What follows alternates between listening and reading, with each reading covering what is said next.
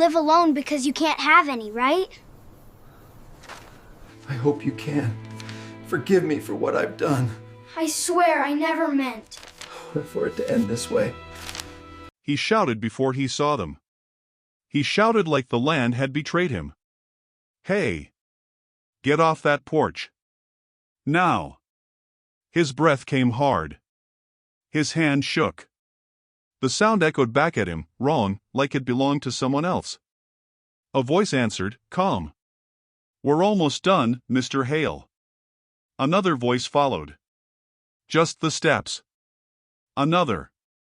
We swept the stalls already. He froze. He stared at the porch. 5 kids stood there. Small. Still. One held a broom. One had a bucket. None of them flinched. I didn't say you could be here, he said. I didn't say you could touch anything. The boy with the broom looked down at it, then back up. You left it leaning. A girl said, it was in the way. Another said, we put it back clean. They spoke like they knew the rules. He stepped forward. The boards under his boots were clean. Too clean. No dust. No manure smell. The rail was wiped. The feed bins were stacked neat. He hadn't done that. He knew he hadn't. Who told you my name? He said. Who sent you? A girl shrugged. It's on the gate. The smallest one said, your father carved it. His chest tightened. Where are your parents? He said. You can't stay. The kids looked at each other. They answered over one another. Gone. Working. Not coming back. We're fine. Their voices crossed, fast and sure. He raised his voice. You need to leave. Now. The broom didn't move. We're finishing, the boy said. He noticed the firewood. Cut. Split. Stacked by size. He noticed the trough full. The old gate fixed with wire the way his mother used to do it. Stop, he said. Just stop. A girl blinked. You're upset, she said. We can be quiet. Another said, we already were. Silence settled. He heard his own breathing. He looked at their faces. Dirt smudges. Cracked lips. No fear. No hurry. How long you been here? He asked. This morning, one said. Last night, said another. Always, said the smallest, smiling. He laughed once. It broke wrong. You don't belong here, he said. The girl with the bucket tilted her head.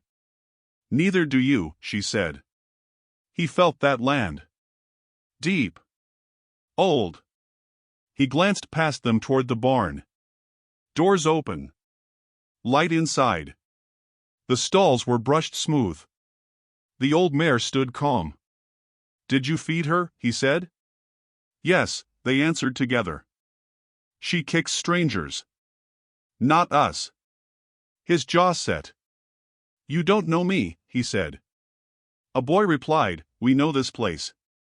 A girl added, we know what it takes. He felt watched by the house. By rooms he kept shut. His voice dropped. Say my name again. They did. Soft. Steady. The wind shifted. No one moved. The broom scraped once. His heart didn't. He waited. They waited. The wrench held its breath. Dust stayed down. Sound felt trapped. Inside. The boy with the broom stepped closer. Not touching him. Close enough. You live alone because you can't have any, right? The words were plain. No bite. No mercy. His mouth opened. Nothing came out. The broom handle pressed into his palm. He stood there, still, holding it like an anchor, while the kids waited. He stayed where he was. The broom rested in his hand like it belonged there. The kids watched him, waiting for an answer he did not have. He cleared his throat. "Names," he said. "All of you." The boy spoke first. "Eli." A girl cut in. "May." Another said, "Jonah." "Ruth." "Caleb." They spoke too fast, overlapping, like practice. He pointed. "Parents." "Don't know." "Dead." "Working." "Gone." "Never had them." He frowned. "That don't line up." May smiled. "Most things don't." He paced once, boots scraping clean boards. "Where'd you come from?" "Down the road." "Through the trees." "From the backfield." "From here." Their answers piled up. He rubbed his face. "A house." "A school." "Somebody looking for you." "No, yes." "Not anymore." They stopped. His jaw set. "You can't stay," he said. "This ain't a shelter." Eli shook his head. "We're staying." "You don't get to decide." "You do," Ruth said. "You just don't yet." His chest tightened. "I'm calling the sheriff." Silence fell hard. Not fear. Something trained. All five went still, eyes down. He noticed it then. How fast they knew when to disappear without moving. "Why'd you stop?" he asked. Caleb said, "Bad men listen for noise." The word men stuck. "Who told you that?" Jonah answered, "The walls." May added, "And the floors." Ruth said, "And the ground." Eli said, "And the road." May whispered, "And the badge." The air felt colder after that. He turned toward the house. "You been inside?" May nodded. "The small room." His blood cooled. "What room?" She didn't answer right away. "With the faded paint," she said. "With the crib marks." His voice snapped. "That room is closed." Eli looked up. "You closed it," he said. "Not the hurt." He felt the old pressure behind his eyes. The nights. The quiet. The doctor's voice. The drive home where neither of them spoke. The way the town watched. The way men talked soft and sharp. The way she stopped singing. "You don't know anything about that," he said. Ruth answered, "You tried." Jonah said, "She tried." Caleb said, "They laughed." "Who?" he said. "The men," May said. "The ones with keys." His stomach turned. "Get out," he said. "All of you." They didn't move. "We cleaned," Jonah said. "We fixed what we could." "That don't buy you a bed." May's voice softened. "You already paid." He turned away. His hands shook. "I couldn't have kids," he said, low. Silence held. No pity. No judgment. Just stillness. Ruth said, "That wasn't the worst part."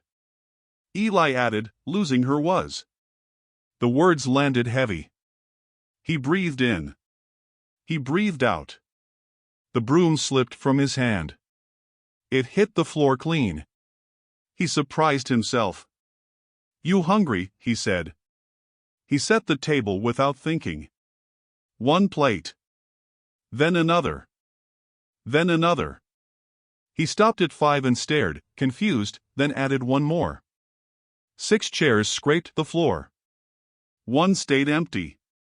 The kids took their seats like they had always eaten there. No asking. No waiting. May touched the table. "Still warm," she said. "It remembers." "You wash," he said. "Yes," they answered. They washed. Fast. Careful. He poured stew. Hands steady now. Eli leaned forward. "Your hand shakes less," he said. Don't watch me, he said. Ruth smiled. We're eating, she said. They didn't wait for him. They ate quiet at first. Then questions came. Why's your leg stiff? Jonah asked. Fence, he said. Who fixed it? Caleb asked. Me, he said. May frowned. Liar, she said. Your wife did. His spoon paused. Don't, he said. Eli tilted his head. Does it hurt still? He asked. Every day, he said. Inside or out? Ruth asked. He swallowed. Both. He tried a joke. You all talk too much. Caleb shrugged. You listen too hard. A crack of laughter escaped him and died. His throat tightened. May watched. You miss her voice, she said. He nodded once. No words. He noticed the chairs then. 6. Always 6. One pushed back. Dustless.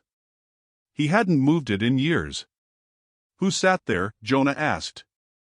No one, he said too fast. Ruth said she did. Silence pressed. Eli broke it. She sang when she cooked, he said. You stopped after. He closed his eyes. He saw the kitchen then. The quiet. The shame. Men in town who said things. Women who looked away. May stood. She bowed her head. We thank the hands, she said. We thank the ground. He stiffened. That ain't a prayer, he said. It's older, Ruth said. Say amen, Caleb whispered. They didn't. They ate. Jonah looked up. What's this place called? He asked. Hale Ranch, he said. Eli shook his head. Before, he said. The word rang. Don't, he said. May smiled small. Ash Hollow, she said. His father's voice echoed. His father's hand on his shoulder. He breathed shallow. That name died, he said. Ruth answered, names don't die. Headlights swept the window. White lines across their faces. A truck slowed. Gravel crunched. The kids went still. He stood. The stew steamed. Outside, an engine idled. He moved to the sink. Hands in water. Cold bit. He said, you can't stay. May said, we already did. Just tonight, he said. Eli replied, that's how it starts. He dried his hands slow. You don't know me, he said. Jonah said, we know what you lost. You don't, he said. Ruth leaned forward. You lost standing, she said. You lost breath. Caleb added, you lost the room. He gripped the counter. Stop. May's voice softened. Eat, she said. Food helps. They finished. Bowls empty. Chairs scraped. No rush. He watched the window. Headlights cut again. A knock didn't come. The engine moved on. He let out a breath he didn't know he held. Eli stood. We'll clean, he said. Sit, the man said. They listened. For once. He sat in the empty chair. It fit. The house held. Outside, the truck faded. Inside, the table stayed set. He stared at the 6 plates, feeling something open, not hope, not fear, just room enough to breathe for the first time tonight. The knock came sharp. Metal on wood. He froze. The kids froze. He swallowed and opened the door. The sheriff stood there, hat low, boots dusty. Evening, Hale, he said. His voice smooth, but hard. Evening, the rancher said. Who's with you? The sheriff asked. He gestured vaguely. Visitors, he said. The sheriff looked past him, eyes scanning the porch, the stacked firewood, the swept boards. Didn't think you had company. I don't, Hale said. These kids? The sheriff's gaze lingered. Rumors, he said. Said you've been hiding children. Welfare checks. Neighborhood talk. The rancher tightened his jaw. They're mine, he said. The sheriff's lips twitched. You sure about that, he said. Sure. The kids didn't flinch. They stayed behind him. Silent. Watching. Eyes calm. Empty porch. The rancher felt the weight of years of neglect and anger pressing against his chest. The sheriff studied the porch, then the steps. Swept. Clean. Boots lined up. Everything in its place. He frowned. Looks too tidy, he said. You been busy, Hale said. Sheriff's gaze shifted to the barn. Open doors. Stalls brushed. Mare standing quiet. That horse is too calm, the sheriff said. Hale's fingers itched at the broom he still held. She's always been calm, he said. Do you always inspect other people's houses? He asked, his voice tighter now. The sheriff didn't answer. Instead, he leaned on the frame. You hear what I hear, he said. People talk. This land don't forgive. Lies. Ruth stepped forward, small but steady. We didn't lie, she said. The sheriff looked at her. Then at the other four. They didn't blink. You all claim this place, he said. Caleb said, we clean it. You clean, huh? He said. Fix the steps, the firewood. Eli added, and the mare. The sheriff's eyes narrowed. You little devils, he said. This is private property. You don't belong here. Jonah spoke, calm, voice cutting through the tension. We belong where the hurt stays hidden. The sheriff's hand twitched toward his belt, then he relaxed. Hale watched. His chest tight, body tense. You see this, he said. I'm telling you. They're mine. Sheriff's jaw flexed. You think that matters, he said. I can make this go sideways real fast. Hale lifted his chin. Try. Silence. The porch felt heavy.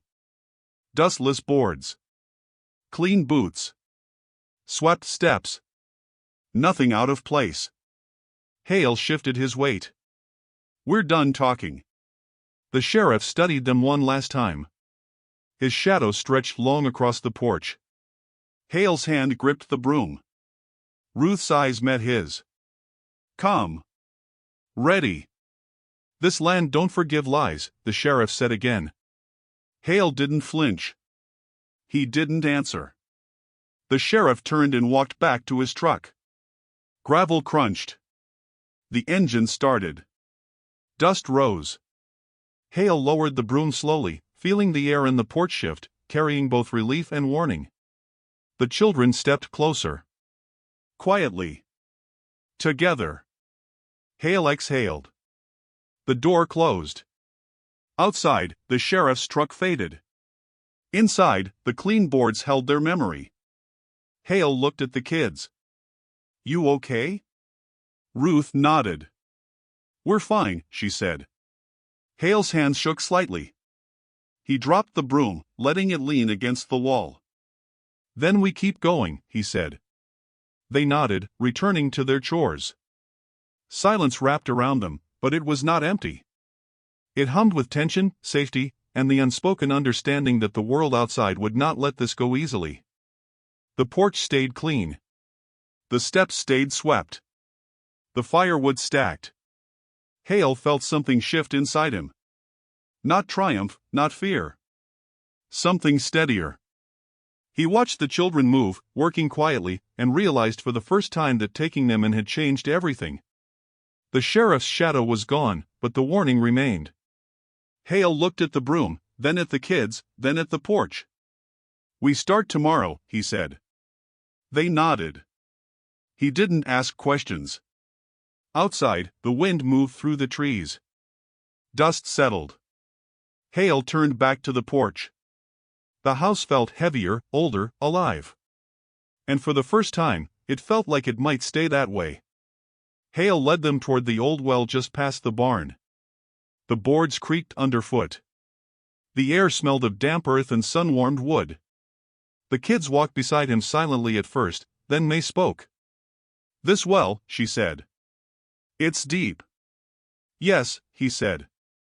"Always has been." Caleb leaned over the edge. "Water's clear." Hale peered in. "Still. Dark." Echoed. "Did anyone ever fall in?" Jonah asked. "Once," Hale said. "A boy. Long ago." Eli whispered, "He's still down there." Hale shook his head. "No one's there now." The children didn't answer. They only watched the water's dark skin ripple under the sun. "Do you know the stories?" Ruth asked. "Of what happened here?" Hale tensed. "Stories? Nothing I tell kids." May leaned forward. "The women," she said. "Forced out. Taken away. Buried somewhere." Hale's hands clenched. "That's not, you don't remember?" Caleb said. "Or you pretend?" Hale's voice broke. "You don't know what you're talking about." "We do," Eli said. "We walk the ground. We know the walls. We know the boards." Jonah added, "We know the pain." Silence. The wind shifted. Dust moved lightly. Hale looked at them. The small hands, clean from work but smudged with earth. The way they watched him. The way the sun hit their faces. His jaw ached. He swallowed. "You're not real," he said. "We are," Ruth said. "We've always been here." May leaned toward the well. "Did your blood end here?" she said softly. "Or did it hide?" Hale's stomach dropped. His eyes scanned the water again. The surface shivered. Shadows played against its black depth. His own reflection twisted. "Hide," he whispered. The words tasted wrong. He remembered the rooms. The crib. The silence. The locked doors he couldn't open. The letters he never sent. The baby clothes folded in drawers he never touched. He heard their voices, layered over each other, repeating names, events, truths. "You weren't here," he said. "I was," Eli said. "You just forgot." Hale's knees wobbled. He leaned on the rough stone of the well. The children circled, voices overlapping, filling the air. "The women," Jonah said. "The ones driven off. The ones you let go." "We remember," Caleb said. "We remember everything you buried." Hale clenched his fists. "I didn't know what else to do," he said, voice low. Ruth's eyes held him. "You hid in shame." May added, "We walk the shame now." Hale's chest ached. He pressed his hand to the stone. The well seemed to breathe. Water rippled without wind. Shadows twisted. Silence pressed against them all. "We are what's left," Eli said. "We hold the memory." Hale swallowed hard. "God help me," he said. "God help me." The children stayed calm, unflinching. Not ghosts. Not phantoms. Just truth. He looked down into the dark water. Heard faint echoes, laughter, screams, voices of women and men long gone. The wind carried them all. Hale's hands gripped the well's edge. He breathed, deep and uneven. "I see it," he said. "I hear it." Jonah stepped closer. "Then you know what to do." Hale's eyes met each of theirs. Clean faces, dirt-streaked hair, steady eyes. They were waiting. Not for fear. Not for play. For acknowledgement. He nodded slowly. "Then, we start," he said. The children smiled faintly. They turned to the barn. Hale followed, feeling the weight of years of unspoken sins pressing on him.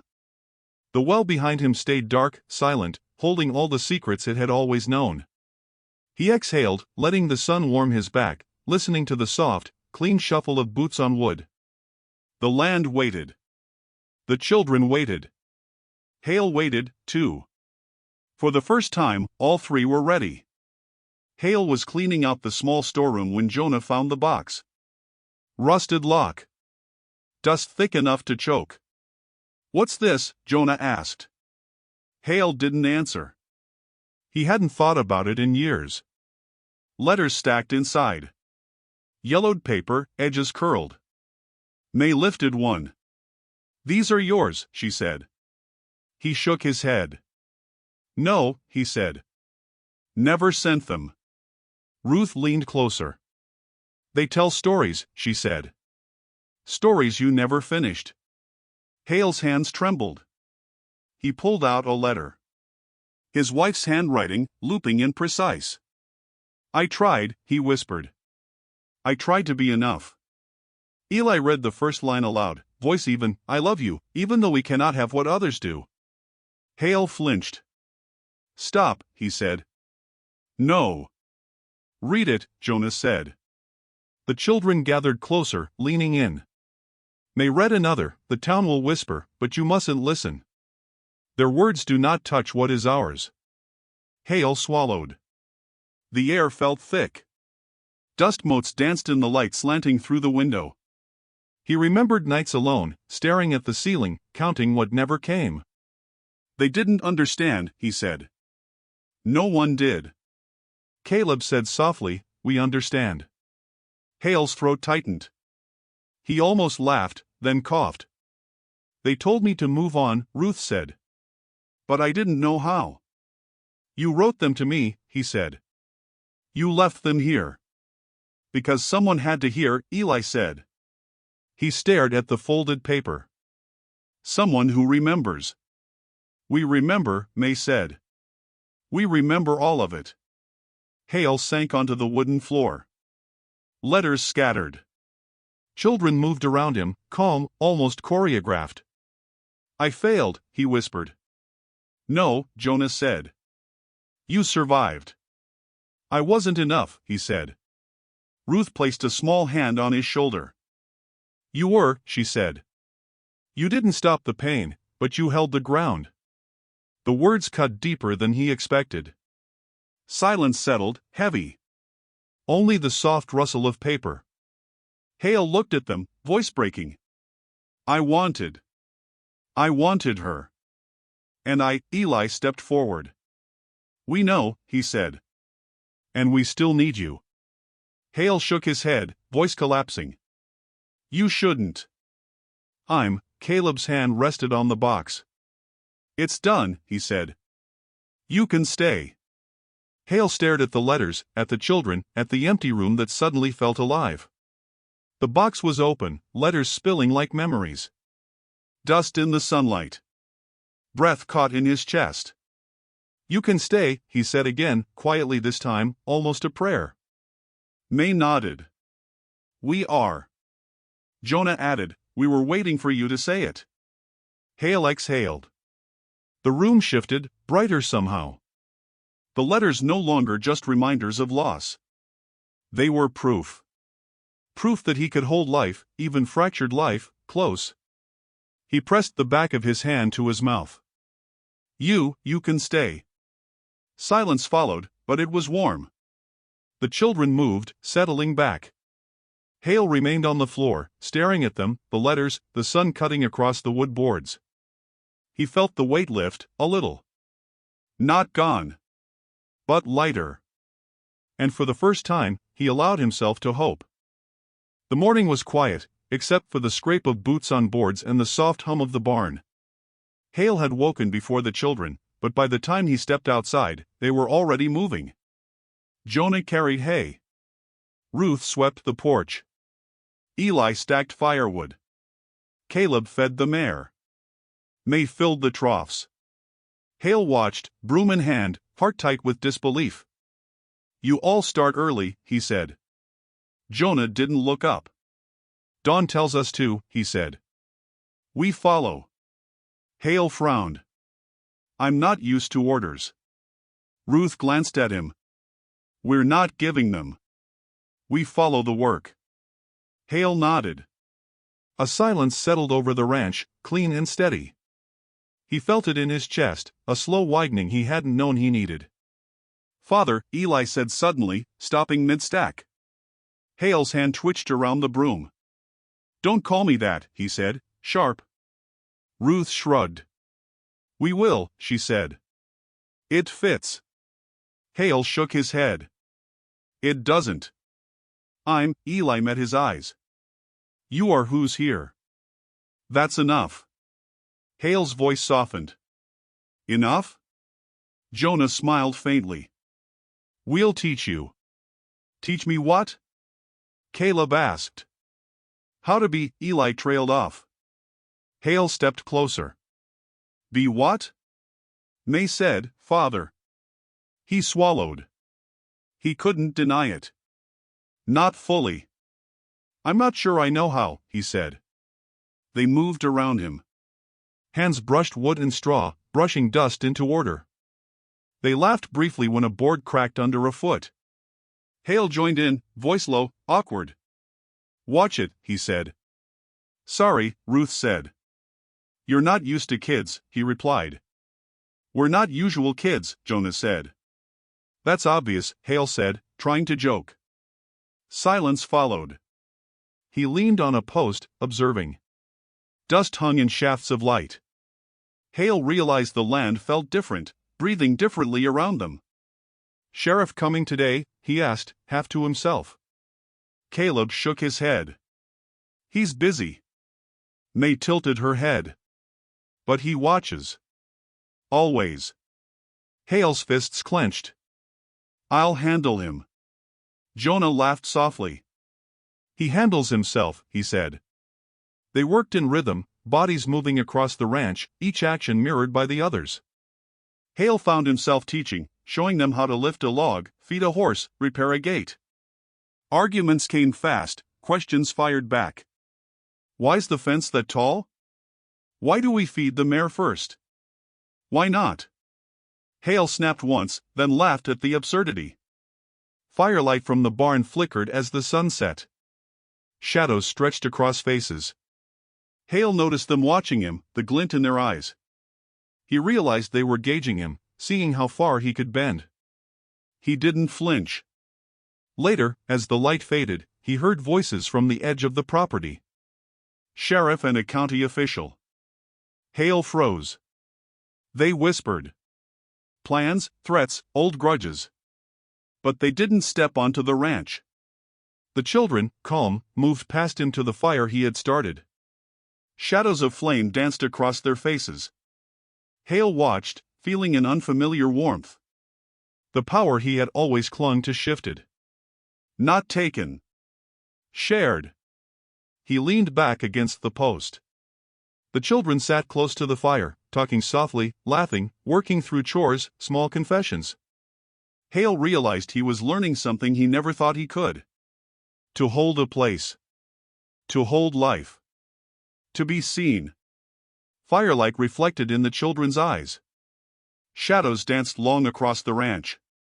Hale exhaled slowly. The land was quiet, alive, and he felt, finally, like he belonged. Night fell heavy over the ranch. The fire crackled low, casting long, flickering shadows across the porch and barn. Hale sat close, elbows on knees, watching the children move quietly around the fire, their small hands tracing the shapes of logs and tools. Tell me a story, he said. Jonah looked up. Which one? One that matters, Hale said. Ruth smiled faintly. All of them matter, she said. They're all the same story. He frowned. Explain that. Eli leaned forward. The women who lived here, he said. Who were driven off. Who were taken. Who stayed in silence. We remember them. Caleb added, we remember what was broken. And what should have been left alone. May's voice was soft, almost reverent. We clean what they left dirty. Hale shifted. The firelight flickered across his face. The words dug deep. He realized the children were more than flesh and bone. They carried decades of history, injustice, and memory, all wrapped in quiet certainty. "You speak of ghosts," he said. "We're not," Ruth said. "We're the ones left to finish the work." The wind moved across the clearing, carrying the scent of earth and smoke. Hale shivered. "And the men?" he asked. Jonah's eyes darkened. "Some of them are still out there," he said. "Still thinking they can take more. But the land holds what they cannot." He glanced at the shadows dancing across the barn walls. Each one seemed alive, breathing. The children told story after story, some whispered, some sharp, clipped. Stories of women forced from kitchens, barns, and rooms they had called home. Stories of men who thought property was power, and silence meant control. Hale listened, voice tight in his chest. One story cut deeper than the rest. May spoke slowly, deliberately. "We found the woman in the attic. She'd left marks. Letters never sent. The town didn't care. But we did." Hale pressed his hand to his mouth, breathing shallow. He realized the weight of silence, of cruelty, had built walls here thicker than wood or stone. The firelight flickered across their eyes. Shadows made them look older, worn, yet unwavering. Hale felt both fear and awe. The children turned to him as one. "We are the memory," Ruth said. "We hold what the land remembers." Outside, the faint rumble of a truck broke the stillness. The sheriff's truck, idling beyond the tree line, silent but watching. Hale glanced toward it. Dust rose faintly, disturbed by tires on gravel. The children did not flinch. The fire crackled louder. Jonah said softly, "They come and go, but we stay." Hale felt the truth of it settle in his bones. He was part of this now, but not the center. Not the master. Just a witness. The firelight danced across their faces again, and he understood. The ranch was alive with history, with voices that demanded recognition, and the children were its guardians. He swallowed, hard. "We'll see it through," he said, almost to himself. Silence followed, heavy and complete. Dust settled. Ash drifted. The fire burned low. Hale exhaled, feeling the weight of the land and its memories pressing down and holding him in place. The shadows stretched long into the dark. Then, suddenly, the fire went out. Darkness pressed close. Hale blinked, letting his eyes adjust. The children shifted, small movements in the black. The ranch waited. The land waited. And he waited, knowing the work had just begun. The sun had barely risen when Hale heard the rumble of tires again. Gravel crunched, louder this time, engines idling near the edge of the property. He stepped onto the porch. Sheriff and a county official stood at the gate, faces hard, eyes sharp. Hale tightened his jaw, hands gripping the railing. "Morning," the sheriff said. "Morning," Hale replied. "Heard there's unusual activity here." The county man added, "Kids on the property. Neighbors talking. Welfare checks." Hale stepped forward. "They're mine," he said. The sheriff's eyebrows rose. "Really? You claim them?" Jonah, small but steady, stepped past Hale. "He does more than claim," he said. "He protects." Caleb followed, shoulders squared. "We stay where we're needed." The sheriff's lips twitched. "This land is private. You're trespassing." Ruth's voice cut sharp. "We belong here." May added, "This land remembers." "So do we." Hale felt the weight of their words, a calm authority he hadn't expected from children. Sheriff's eyes narrowed. "You're crazy," he said. "Or worse. Delusional. How long before someone calls this in?" Eli stepped forward, voice cold and measured. "Long enough for us to be right." Hale inhaled. He knew the sheriff could make things hard. Take the kids, write reports, drag him through the system. But the children were calm, unshakable. He straightened. "I'll stand here," he said. "And I'll defend them. This is my land." The county official muttered under his breath. The sheriff reached for his badge, flipping it slowly in the sun. "You think that matters," he said. Jonah's small hand lifted, pointing directly at the badge. "Rot," he said. "It only marks what's hollow inside." Hale's chest tightened. "Don't," the sheriff said. "We know," Ruth said. "We know what you protect. What you hide. What you leave behind." The sheriff glared. Hale felt the air tense, heavy with threat. Guns could be drawn, words could wound. But none of that moved the children. They held the center, silent and sure. Hale stepped in front of them. "Leave the children out of this," he said. "This is between me and you." Caleb's voice, low but firm, "It's already done." The sheriff paused. Hale's own heart thudded in his chest. The county man looked between Hale and the kids, uneasy. "This is unusual," he said. "You're defending them?" Hale nodded. "I'm done hiding." "You take what's yours," he said, voice steady. "We'll take what remains." Jonah glanced at Hale. "We don't flinch," he said. May added, "We don't bend." Ruth said softly, "We hold the land." "And we hold him." The sheriff's hand fell away from his belt. He blinked once. Then twice. The weight of authority shifted. Hale felt it. Power no longer sat solely in the badge. It hovered, precarious, held in the small hands, the firm voices of children who remembered, who demanded reckoning. Dust rose lightly from the gravel under boots. The sun cut across faces. Hale held his ground. The sheriff's shadow fell across the porch, stretching long, heavy. Hale's eyes scanned the horizon, then the children, then the sheriff. Not a word.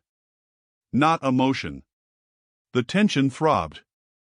Then Hale exhaled, slowly. The sheriff turned. The county man muttered something, and both left, leaving gravel crunching in retreat. Hale looked at the children.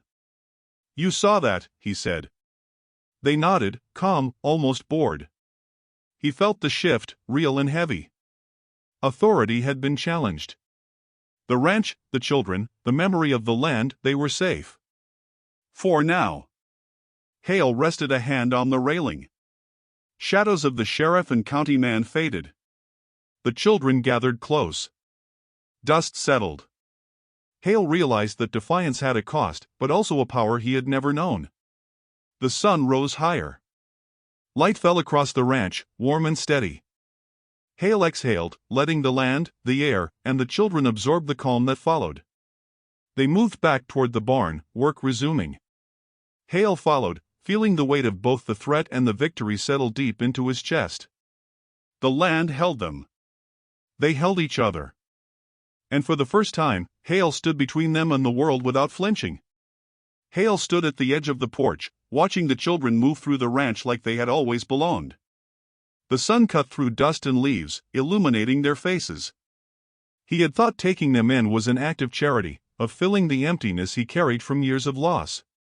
But as he watched Ruth haul a pail of water, Jonah stack firewood, May sweep the barn aisle, Eli check the fence, and Caleb feed the mare, he realized it was more than that. They were reckoning, not just children. "You all," Hale began, voice rough, "you're not what I thought."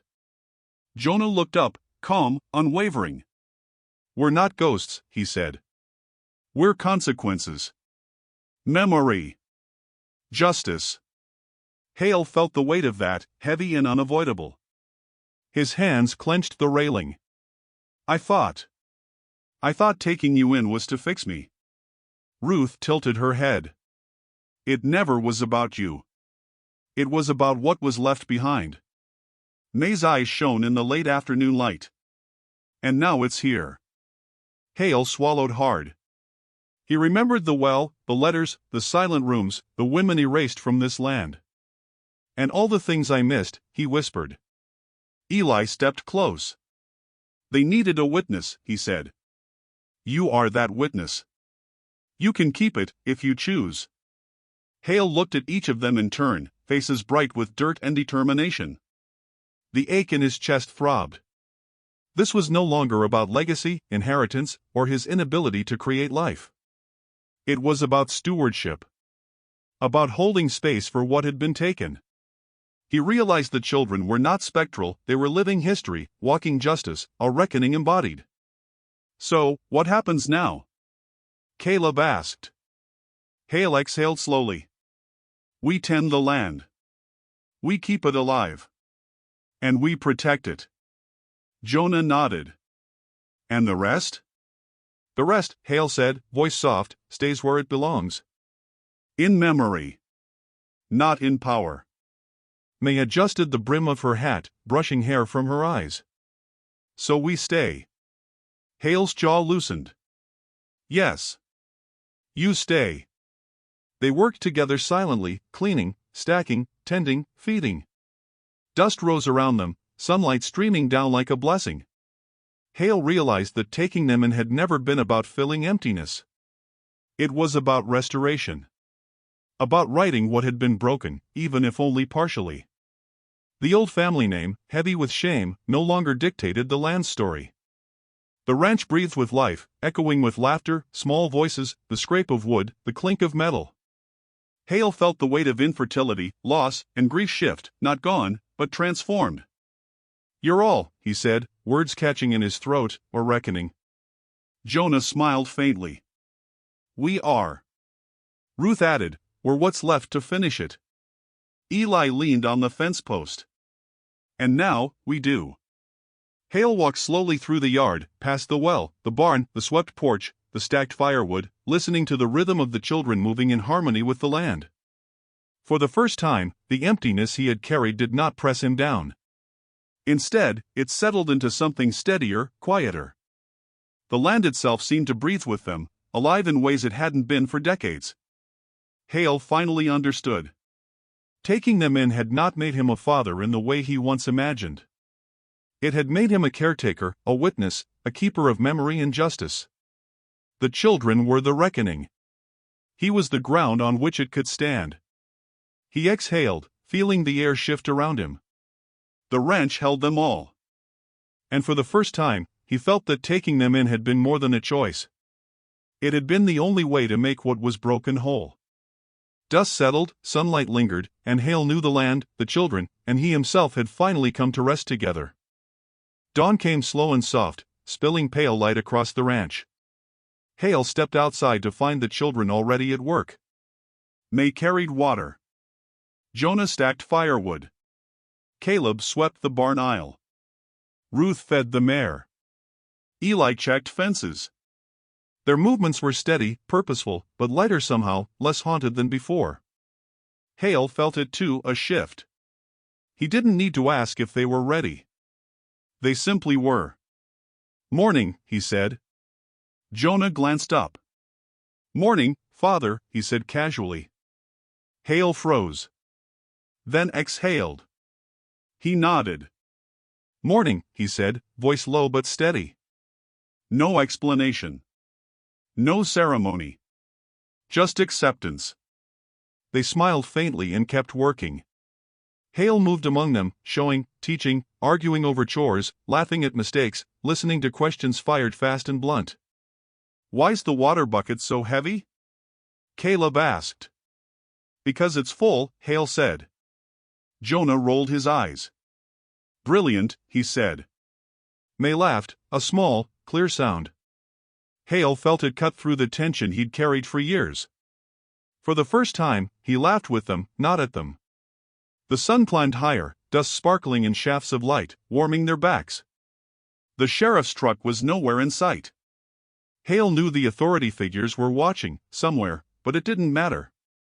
The power they thought they held had been broken, not destroyed, but diminished, irrelevant against the quiet certainty of the children, and the new order they had created together. You all hungry? Hale asked mid-morning. Always, Ruth said. Plates were filled, hands dirt-streaked, faces flushed with work and laughter. They ate fast, questions and jokes bouncing back and forth. Hale joined in, voice rough, shaking, warm. Don't touch my stew, he said. Jonah smirked. "Don't tell us how to live," he said. Quiet moments slipped between bursts of noise. They talked about simple things, horses, fences, chores, but beneath it flowed something else, joy. Hard-earned, cautious, fragile joy, refusing to be stolen. Hale noticed the way they began to move lighter, eyes brighter, voices softer. The weight of the past still lingered, yes, but it did not dominate. Not anymore. He stopped at the well, listening to water ripple. May joined him. "We've cleaned more than this," she said. "We've cleaned ourselves." Hale nodded. "We've earned it," he said. The day went on. Dust rose, boards scraped, horses nickered, firewood stacked, barns swept. Laughter spilled, overlapping with soft arguments and quick apologies. It was imperfect. Alive. Real. Hale felt it settle into his chest, steadying, filling the hollows that had once been empty. By afternoon, the sun burned high. Hale stood back, surveying the yard. The children moved through it like it belonged to them. Because it did. Not by blood, but by right, by labor, by memory, and by choice. The ranch held them all. Hale smiled faintly. "Not bad for a day's work," he said. Jonah laughed. "You mean for life," he said. The wind stirred, carrying the scent of earth and horses, fire and wood. Hale's chest rose and fell slowly. The sheriff's shadow loomed somewhere far off, but the ranch was alive, the children alive, and Hale alive. For the first time, he could say it without hesitation, joy existed here. Not perfect. Not easy. But real. And he would protect it. Dust settled on swept boards. Water gleamed in the troughs. Laughter echoed between barns and fence lines. Hale exhaled, letting the warmth, the noise, and the life fill him completely. Dawn passed into morning. The ranch breathed. And so did he. The sun rose fully, spilling gold across the Hale ranch. Dust floated in the morning light, settling slowly on swept boards, stacked firewood, and the barn doors that now swung freely. Hale walked barefoot across the porch, feeling the cool wood beneath his feet. The children moved around him quietly, preparing for the day, their tasks simple and precise. Caleb fed the mare, Jonah stacked firewood, Ruth swept the barn aisle, May carried water, Eli checked the fences. Each movement measured, purposeful, yet gentle. Hale paused and watched them, realizing that the ranch no longer belonged solely to him. It belonged to the memory, to the labor, to the life that had returned and refused to leave. He called them close. "Ready?" he asked. They gathered without a word, small hands brushing wood, straw, and dirt, joining together in a quiet rhythm. Hale's chest felt full, something heavy finally lifted. "We've done enough," he said, voice steady. Ruth tilted her head. "We know when to stop," she said. Jonah added, "But we know how to begin again." Hale nodded slowly, understanding the layers of meaning behind their words. The air was calm, alive with a subtle hum of presence, like the ranch itself was breathing, acknowledging their work, their choice to remain. "Are you leaving?" he asked quietly, looking at the children, uncertain. Caleb shook his head. "Some of us stay," he said. May added, "Some of us move where needed." Eli said, "But we'll return." Hale felt a tug in his chest, not grief, not fear, but quiet awe. "You don't have to go," he whispered. They smiled faintly, small, steady, and full of the weight of unspoken promises. Hale felt his voice break as he said, "Thank you. For everything." Jonah's hand rested on his shoulder. "You gave us a home," he said. "You didn't know it, but you did." The breeze moved across the yard, ruffling hair, stirring dust, carrying warmth across the porch. Hale closed his eyes for a moment, letting it all settle, the children, the land, the work, the memory, the life returned. He opened the barn doors, letting sunlight flood the interior. Dust motes danced in the beams. The mare neighed softly. Stacks of firewood gleamed. Clean water rippled in the troughs. Hale stepped back, taking in the entire ranch, the porch, the steps, the barns, the field stretching beyond, the well that had held so many secrets. Everything was alive, polished by hands that had come to love it, to hold it, to witness it. Hale exhaled, letting his chest expand for the first time in years. The children began their morning chores again, speaking softly, joking lightly, laughing in ways that were human and unbroken. Hale moved among them, guiding, correcting, teaching, laughing along. No words were needed to mark the change, the rhythm of life carried it clearly. The ranch was open. Alive. Holding them all. Hale realized he didn't need to command, to control, to protect with iron. He only needed to be present, to witness, to participate. The land, the children, and he were intertwined, each sustaining the other. As the sun climbed higher, Hale paused on the porch. He looked at the horizon, at the barn, at the children scattered in the yard, busy and alive. His voice, soft but certain, carried across the still air, "Stay here. Always." Ruth smiled. Jonah nodded. Caleb laughed quietly. May and Eli moved through their chores, glancing back once at him, steady, unafraid. Hale felt the warmth of connection settle into his bones, deep and unshakable. He walked slowly to the edge of the porch, looking down at the swept steps, the clean boards, the land stretching beyond. Dust settled around him. The wind whispered softly through the trees. Hale exhaled, a long, quiet release. The ranch, the children, and he himself had survived, had grown, had healed in ways he had thought impossible. Light fell across their faces. The air held steady, warm, full of life. Hale closed his eyes. The moment was simple. Quiet. Perfect in its own fragile way. He whispered once more, not to the children, not to the land, but to himself, "This is what I leave standing." And in that silence, everything breathed, everything endured, everything was home.